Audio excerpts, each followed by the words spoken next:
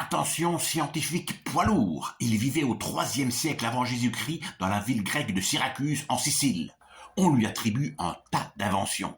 Le roi de Syracuse lui demande de trouver une méthode pour s'assurer que sa couronne est bien en or massif et non mélangée avec de l'argent. Archimède, en rentrant dans son bain, fait déborder l'eau. Et là, il comprend qu'il reçoit une poussée de bas en haut égale au poids de l'eau qu'il a déplacée.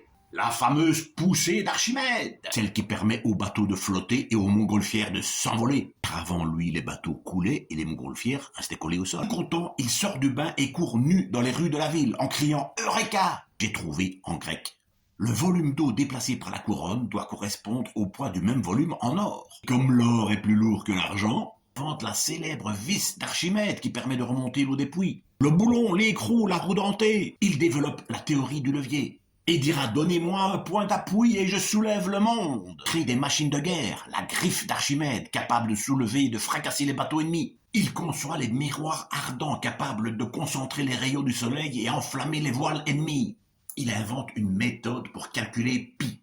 Pour périmétron, le périmètre. Bravo, vous parlez grec. Il invente le puzzle. Quand Syracuse tombe aux mains des Romains, il est tué alors qu'il était tout à ses calculs, loin de l'agitation de la guerre. Et sur la médaille Fields, le Nobel des maths, c'est sa tronche qui est représentée.